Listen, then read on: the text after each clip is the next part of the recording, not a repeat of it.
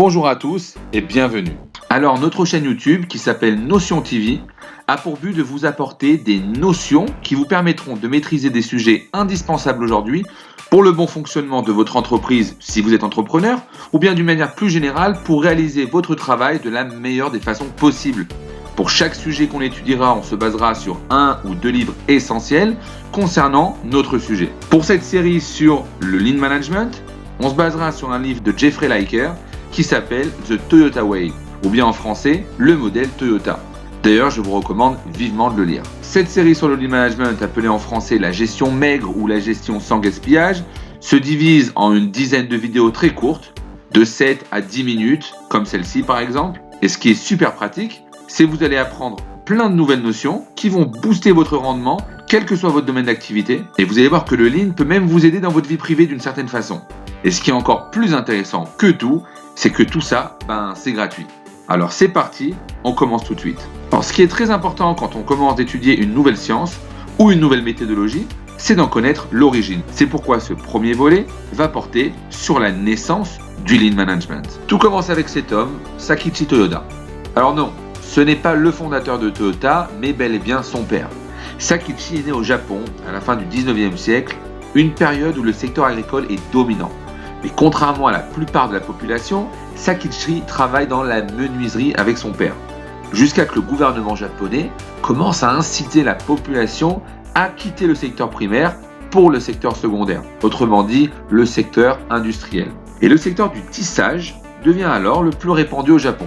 Sakichi suit le mouvement et quitte la menuiserie. Il crée sa première machine à tisser en 1894 avec pour particularité une machine de qualité et à prix bas. Mais Sakichi ne supporte plus voir sa mère, sa grand-mère, ses sœurs qui ont alors rejoint le métier du tissage travailler aussi dur. Il décide alors d'intégrer un moteur à la machine à tissage. Mais ce qui est très important de savoir à cette époque, c'est qu'ils n'étaient pas encore de bureau de recherche ou de développement. Cela signifie que quoi ? Que les inventeurs devaient créer eux-mêmes leurs prototypes. Et on apprend l'un des principaux traits de caractère de Sakichi. Il n'avait pas peur de se salir les mains, ou mettre les mains à la pâte, comme on aime dire en français. Et c'est là la base de l'un des 14 principes que l'on étudiera par la suite et qui s'appelle le Genshi Genbutsu, connu aussi sous le nom de Gemba. Et on verra que les directeurs de Toyota n'hésiteront pas à descendre dans l'usine même pour voir le cœur de leur entreprise de plus près. Et donc là est née la première machine à tisser motorisée. En 1926, Sakichi crée l'entreprise Toyota Automatic Loom Works. Et là, il y a un livre qui va vraiment influencer Sakichi et il s'appelle Self-Help de Samuel Smiles. Alors ce livre, il apprend les premières bases de l'amélioration continue. Alors qu'est-ce que c'est l'amélioration continue ? C'est en fait un concept qui consiste à améliorer petit à petit ce qu'on fait, ce que l'on produit, grâce à une inspection continue de notre travail. Et en fait, grâce à l'accumulation de plein de petites améliorations, on arrive vite à une méthode de travail beaucoup plus effective et d'une qualité meilleure. Et Sakichi va utiliser ce principe dans sa propre entreprise. Donc le problème majeur de ces machines, c'était quoi ? C'était que quand un fil se déconnectait de la machine à tisser, la machine continuait, elle, à marcher dans le vide, ou bien pire, elle faisait des dégâts au tissu déjà tissé. Donc en fait, il va créer un système qui arrête automatiquement la machine dans le cas où le fil se déchire. Et il va même plus loin. Il va établir une méthode de travail qui consiste à arrêter la production en cas de défaillance. Tous les concernés se réuniront autour de la machine afin de comprendre qu'est-ce qui s'est passé. Et chacun va donner des idées d'amélioration pour que cela ne se produise plus. On applique alors une solution adaptée et le travail pouvait reprendre. Et c'est un des autres principes qui fait partie des 14 principes fondamentaux qui se nomme le Jidoka. Le Jidoka, c'est quoi ? C'est apprendre de nos erreurs et les considérer plutôt comme des opportunités d'amélioration. Alors, tous ces principes, Sakichi les transmet à son fils qui se nomme Kiichiro Toyoda. Kiichiro va faire de belles études à l'université prestigieuse de Tokyo et va poursuivre le travail de son père dans les moteurs, mais cette fois dans l'industrie automobile.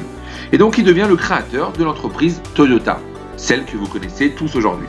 Bien entendu, Kiichiro compte bien continuer la même philosophie que son père et décide d'y rajouter un principe super important. Vous le connaissez sûrement, c'est le principe du just in time. Donc le juste à temps en français est une méthode d'organisation et de gestion de la production qui consiste à minimiser les stocks et les en cours de fabrication, mais on y reviendra dans quelques minutes. En 1945, arrive ce qu'il arrive au Japon. Attaque atomique qui fait des centaines de milliers de morts, le pays est KO. Et après la guerre, les industriels japonais sont très soucieux. Ils craignent que les Américains imposent leurs produits au Japon et donc ferment les industries japonaises. Et les Américains vont faire en réalité tout l'inverse. Ils vont investir des centaines de millions de dollars dans l'industrie japonaise, mais le problème c'est quoi?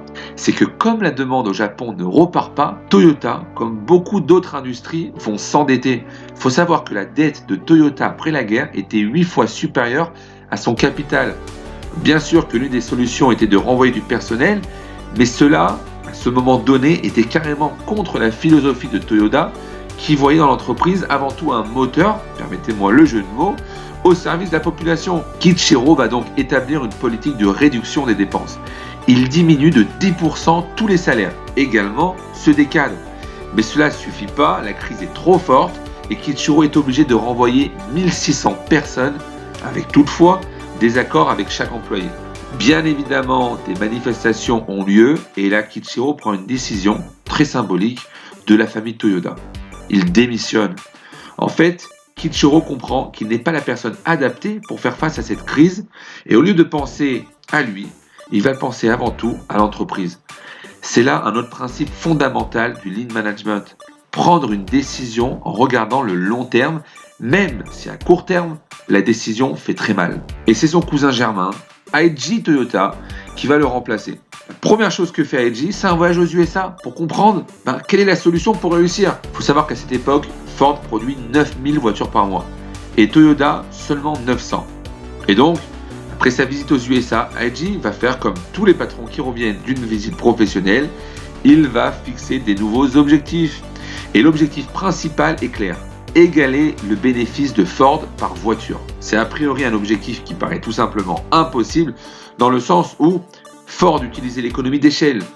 Une des grandes différences entre Ford et Toyota, c'est que Ford produit des quantités énormes de voitures de même modèle, alors que Toyota, eux, produisent des petites quantités de différents modèles. Alors là se pose la question, comment faire pour égaliser leurs bénéfices par voiture? Eiji va analyser les désavantages de l'économie d'échelle, et l'un d'entre eux est que cette méthode exige obligatoirement un stock énorme afin de fournir le client au plus vite, quitte à produire des surplus qui resteront invendus. Mais face à une demande si grande, Ford est prêt à payer le prix afin de profiter de l'économie d'échelle. Eiji met enfin le doigt sur la solution au problème. Un stock quasiment vide et un surplus de production nul. Pour cela, il va devoir utiliser une méthode de production fondamentale, la production continue, connue sous le nom de flow. Alors bien évidemment, le flow repose sur plusieurs principes. Le premier est le just-in-time dont on a parlé précédemment. Afin de limiter les stocks, il ne faut pas que le produit arrive en avance, pas non plus en retard, mais tout simplement à temps. Pour cela, un second principe est impératif, c'est privilégier le pull au détriment du push. Je m'explique. Au lieu que dans le push, chaque poste dans la ligne de production pousse le produit au poste suivant, l'idée de pull est que ce soit le dernier poste de la ligne de production qui tire ce qu'il a besoin du poste qui le précède, en fonction de la demande du client. Cela signifie que c'est le client même qui fixe le rythme de production. Et donc, le stock et le surplus seront nuls. Petit désavantage cependant, le client, comme vous l'avez compris, devra attendre forcément un peu plus pour recevoir sa commande, ce qui est logique. Voilà, cette notion nouvelle aujourd'hui, je vous recommande de revisualiser cette leçon et je vous donne rendez-vous dans la prochaine vidéo.